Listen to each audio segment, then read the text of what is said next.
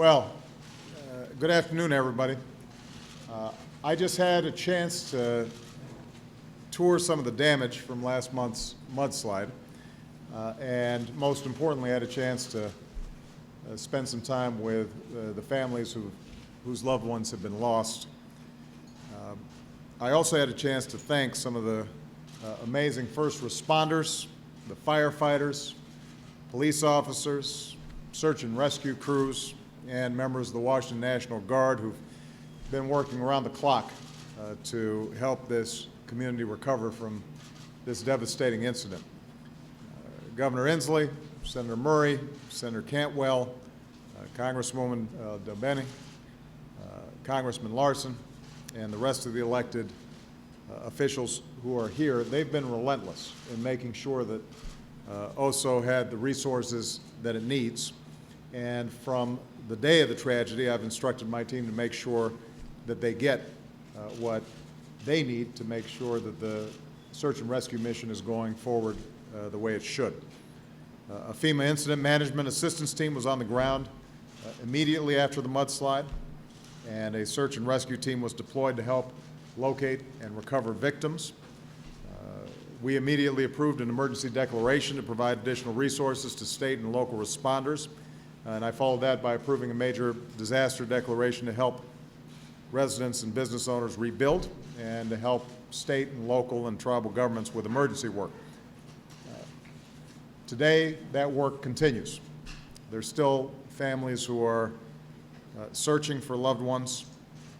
There are families who've lost everything, and it's going to be a difficult road ahead for them. And that's why I wanted to come here, just to let you know that the country is thinking about all of you and have been throughout this tragedy. We're not going anywhere.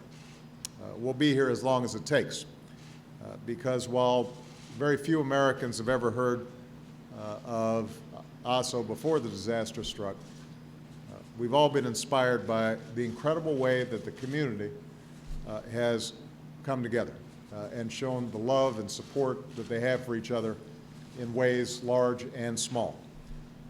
Over the past month, we've seen neighbors and complete strangers donate everything from chainsaws to rain jackets to help with the recovery effort. We've seen families cook meals for rescue workers. We've seen volunteers pull 15-hour days searching through mud up to 70 feet deep. One resident said, "We're Oso and we just do it." And that's what this community is all about. And I think the outstanding work of Sheriff Willie Harper here, helping to coordinate all this, I was saying, he's a pretty young sheriff, but he has shouldered this burden in an incredible way. And we're very, very proud of him, as we are of all the local responders. You know, this is family, and these are folks who love this land, and it's easy to see why, because it's gorgeous. And there's a way of life here that's represented. And to see the strength in adversity of this community, I think, should inspire all of us. Because this is also what America's all about. When times get tough, we look out for each other. We get each other's backs, and we recover, and we build, and we come back stronger. And we're always reminded that we're greater together. That's how we'll support each other every step of the way.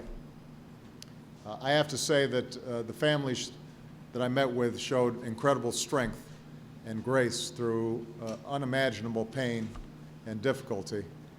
Uniformly, though, they all wanted to say thank you to the first responders. They were deeply appreciative of the efforts that everybody has made. And I know that many of the first responders have heard that directly, but it doesn't hurt to repeat that we're very appreciative of what you've done.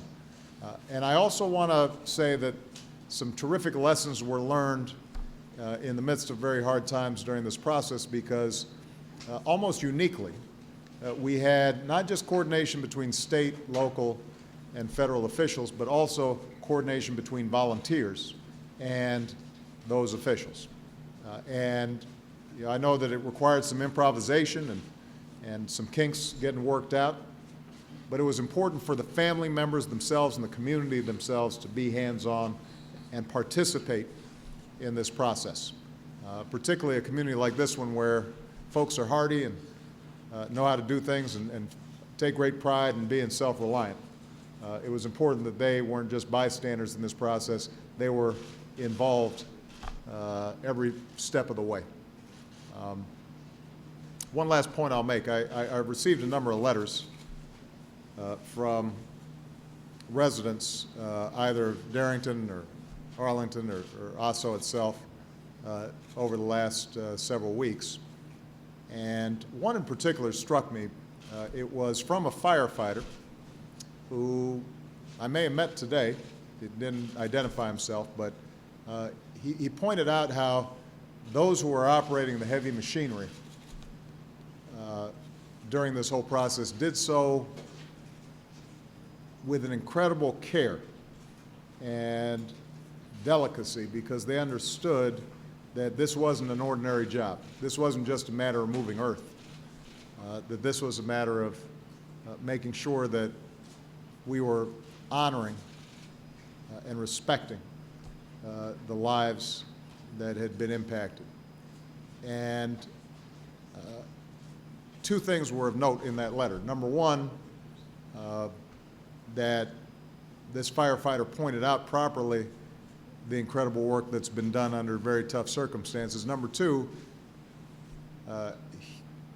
he was pointing out what others were doing, not what he was doing. And you know, to see a community come together like this and not be interested in who's getting credit, but just making sure that the job gets done, you know, that says a lot about the character of this place. And so we're very, very proud of all of you. Michelle and I grieve with you. The whole country's thinking about you. And we're going to make sure that we're there every step of the way as we go through the grieving, the mourning, the recovery. We're going to be strong right alongside you. All right? Thank you very much. God bless you. God bless America. Thank you.